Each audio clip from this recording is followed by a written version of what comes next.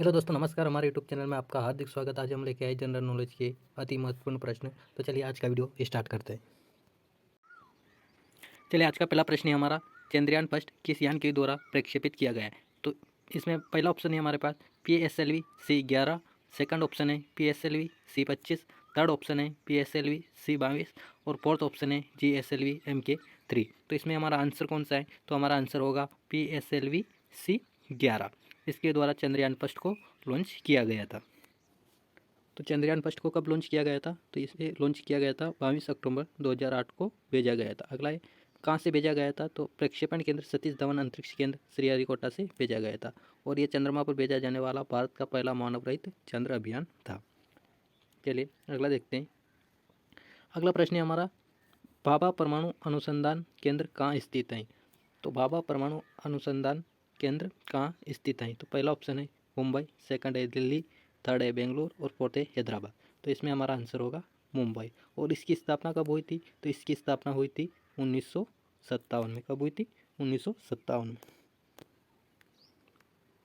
और इस अनुसंधान केंद्र में 1964 में गैलियम आर्सेनिक अर्धचालक लेज़र का निर्माण किया गया। चलिए आगे देखते हैं। आगे इंदिरा गांधी परमाणु अनुसंधान केंद्र IGCAR, इसकी स्थापना हुई थी 1971 में। और कहाँ हुई थी? तो ये हुई थी तमिलनाडु में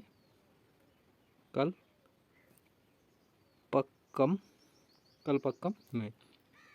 और इसका मुख्य कार्य है फास्ट ब्रीडर रिएक्टर के संबंध में अनुसंधान एवं विकास करना। चलिए अगला प्रश्न देखते हैं। अगला प्रश्न है, BSF का मुख्यालय कहाँ है? पहला ऑप्शन है नई दिल्ली, सेकंड है मुंबई, थर्ड है लखनऊ, फोर्थ है शिलोंग। तो सबसे पहले हम BSF के बारे में देख लेते हैं। BSF यानी बॉर्डर सिक्योरिटी फोर्स, सीमा सुरक्षा बल। अगर BSF की स्थापना के बारे में, स्थापना कब हुई थी? तो इसकी स्थापना हुई थी 1965 में। 1965 में स्थापना हुई थी और इसका मुख्यालय है नई दिल्ली में। और इसका कार्य देश की अंतर्राष्ट्रीय सीमाओं की सुरक्षा करना तथा युद्ध के समय भारतीय सेना के नियंत्रण में कार्य करना तथा समय पड़ने पर इससे देश की आंतरिक सुरक्षा भी की जाती है। अगर BSF के ट्रेनिंग सेंटर के बारे में देखिए तो ट्रेनिंग सेंटर प्रशिक्षण संस्थान है। एक तो टेकनपुर में, इंदौर में, हजारीबाग में और नई दिल्ली में। देखिए BSF के अलावा दिल्ली में बहुत सारे सैनिक संगठनों के मुख्यालय हैं, जैसे कि एक CBI का है, NCRB का है, CRPF का है, ITBP का है, CISF, NCG, NCC, RF, इन सब का मुख्यालय कहाँ है? दिल्ली में है, नई दिल्ली में है। तो याद रखना, ठीक। चलिए अगला प्रश्न देखते हैं। ब्रिक्स की स्थापना कब हुई? तो ऑप्शन है हमारे पास 2009, 2010, 2008 और 2007। तो इसमें हमारा आंसर होगा 2009 में ब्रिक्स की स्थापना हुई थी।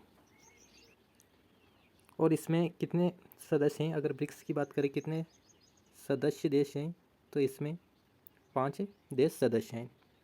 चलिए आगे देखते हैं। और ये 5 देश हैं।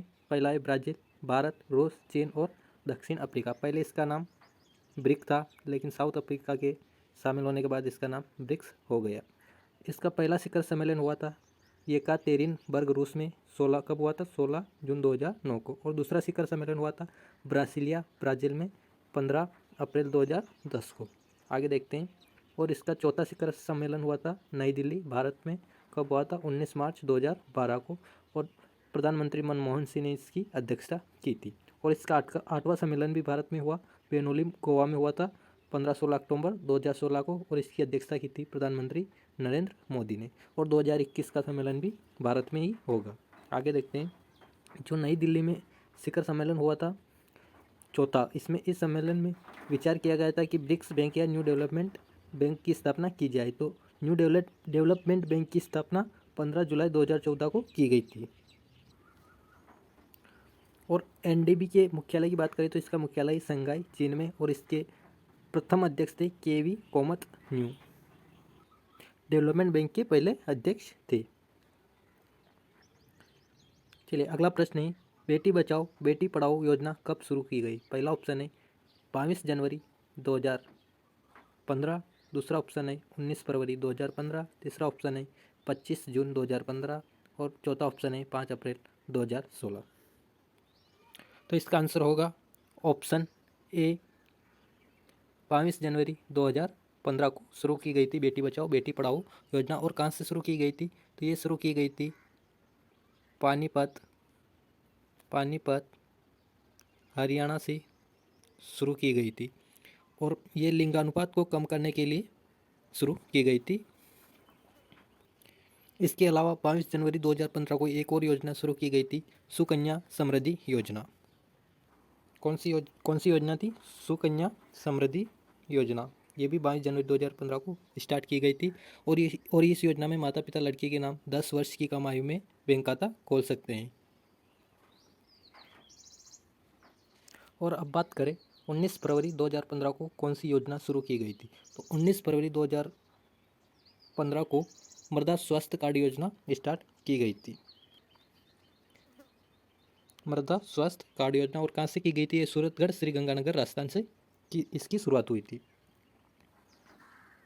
और 25 जून 2015 को क्या स्टार्ट हुआ था? तो इस 25 जून 2015 को स्टार्ट हुआ था स्मार्ट सिटी मिशन। क्या हुआ था? स्मार्ट सिटी मिशन स्टार्ट हुआ था। और अगर बात करें लास्ट ऑप्शन 5 अप्रैल 2016 की, इस दिन क्या हुआ था? तो इस दिन हुआ था स्टार्टअप इंडिया स्टैंडअप इंडिया का शुभारंभ हुआ था। तो याद रखना 22 जनवरी 2015 को बेटी बचाओ बेटी पढ़ाओ योजना और सुकन्या समृद्धि योजना। इसके अलावा 19 फरवरी 2015 को मृदा स्वास्थ्य कार्ड योजना, 25 जून 2015 को स्मार्ट सिटी मिशन और 5 अप्रैल 2016 को startup India stand up India. चलिए आगे देखते हैं। अगला प्रश्न है निम्न में से सूर्यकांत त्रिपाठी निराला की रचना कौन सी है? पहला ऑप्शन है कवितावली, दूसरा है चंद्रावली, तीसरा है मधुशाला और चौथा है अनामिका। तो इसमें बताना है सूर्यकांत त्रिपाठी निराला की रचना कौन सी है। तो चलिए पहला ऑप्शन देखते हैं कवितावली। कवितावली किसकी रचना है? तो ये है तुलसीदास की। किसकी है? तुलसीदास की। और अगला है चंद्रावली। तो चंद्रावली है भारतेंदु हरिश्चंद्र की। और अगले मधुशाला। तो मधुशाला किसकी रचना है? तो ये है डॉक्टर हरिवंश राय बच्चन की। किसके? डॉक्टर हरिवंश राय बच्चन की। और लास्ट ऑप्शन है अनामिका। तो ये है सूर्यकांत त्रिपाठी निराला की। चलिए अगला प्रश्न देखते हैं। डाउन्स घास के मैदान कहाँ स्थित हैं? तो ऑप्शन है ब्राज़ील, अर्जेंटीना, अफ्रीका और ऑस्ट्रेलिया। तो इसका आंसर होगा ऑस्ट्रेलिया। डाउन्स घास के मैदान कहाँ स्थित हैं? ऑस्ट्रेलिया में। अब बात करते हैं ब्राज़ील की। तो ब्राज़ील में कौन सा घास का मैदान है? तो ब्राज़ील में कैंपोस। कौन सा है? कैंपोस। अगर अर्जेंटीना की बात करें तो अर्जेंटीना में पंपास। कौन सा है? पंपास। और अगर अफ्रीका की बात करें तो अफ्रीका में है सवाना। कौन सा है? सवाना। चलिए अगला देखते हैं। अगला है निम्न में से कौन सा पठार तुर्की में स्थित है? ऑप्शन है अनातोलिया पठार, चियापास पठार, पेंटागोनिया पठार, ओजार्क पठार। तो इसका आंसर होगा अनातोलिया पठार तुर्की में स्थित है। अब बात करें चियापास पठार कहाँ स्थित है? तो ये है मैक्सिको में। चियापास पठार कहाँ स्थित है? तो ये स्थित है मैक्सिको में। अगला है पेंटागोनिया का पठार कहाँ स्थित है? तो ये है अर्जेंटीना में। कहाँ है? अर्जेंटीना में। अगला है ओजार्क पठार। तो ओजार्क का पठार कहाँ है? तो ओजार्क का पठार है अमेरिका में, यूएसए में। अब हम यूएसए के कुछ प्रमुख पठार देखेंगे। तो इसमें एक पठार और है, उसका नाम है अलास्का पठार। क्या है? अलास्का पठार। और दूसरा एक और है पीटमोंट पठार। एक कोलंबिया का पठार भी अमेरिका में है। और अगर भारत की बात करें, भारत में कौन सा पठार है? तो भारत में प्रायद्वीपीय पठार। कौन सा है? प्रायद्वीपीय पठार। चलिए अगला प्रश्न है राजभाषा आयोग का गठन कब किया गया? पहला ऑप्शन 1954, सेकंड ऑप्शन है 1955, थर्ड ऑप्शन है 1956, फोर्थ ऑप्शन है 1957। तो इसका आंसर होगा राजभाषा आयोग का गठन हुआ था 1955 में। और किसके द्वारा हुआ था? तो भारत के प्रथम राष्ट्रपति डॉक्टर राजेंद्र प्रसाद के द्वारा किया गया था। और इसके प्रथम अध्यक्ष कौन थे? तो इसके प्रथम अध्यक्ष थे वीजी खेर। प्रथम अध्यक्ष कौन थे? वीजी खेर। और अगर बात करें राजभाषा का वर्णन किस अनुच्छेद में किया गया? तो इसका अनुच्छेद राजभाषा का वर्णन किया गया है, राजभाषा का वर्णन किया गया है अनुच्छेद आर्टिकल 345 में, राज्य की राजभाषा अनुच्छेद 345। और आर्टिकल 343 की बात करें तो आर्टिकल 343 में संघ की भाषा का वर्णन किया गया है,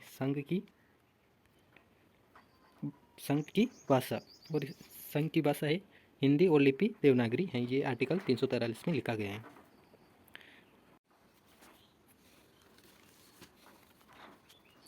चलिए अगला प्रश्न देखते हैं, गांधी इरविन समझौता कब हुआ? पहला ऑप्शन है 11 जनवरी 1931, सेकंड ऑप्शन है 7 अप्रैल 1931, थर्ड ऑप्शन है 5 मार्च 1931 और फोर्थ ऑप्शन है 5 फरवरी 1931। तो इसका आंसर होगा 5 मार्च 1931 को गांधी इरविन समझौता होता गांधी जी और वायसराय इरविन के मध्य हुआ था।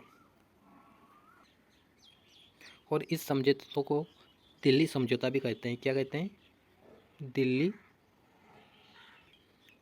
समझौता। और इस समझौते के तहत गांधी जी दो बातें मानने को तैयार हुए थे। एक, सविनय अवज्ञा आंदोलन समाप्त करने की घोषणा की गई थी, और दूसरा, गांधी जी द्वितीय गोलमेज सम्मेलन में भाग लेने को तैयार हुए थे। क्या गांधी जी ने द्वितीय गोलमेज सम्मेलन में भाग लिया? चलिए अब आगे देखते हैं। चलिए अब बात करते हैं प्रथम गोलमेज सम्मेलन की। तो ये प्रारंभ हुआ 12 नवंबर 1930 को और समाप्त हुआ 13 जनवरी 1931 को। और द्वितीय गोलमेज सम्मेलन प्रारंभ हुआ 7 सितंबर 1931 को और समाप्त हुआ 1 दिसंबर 1931 को।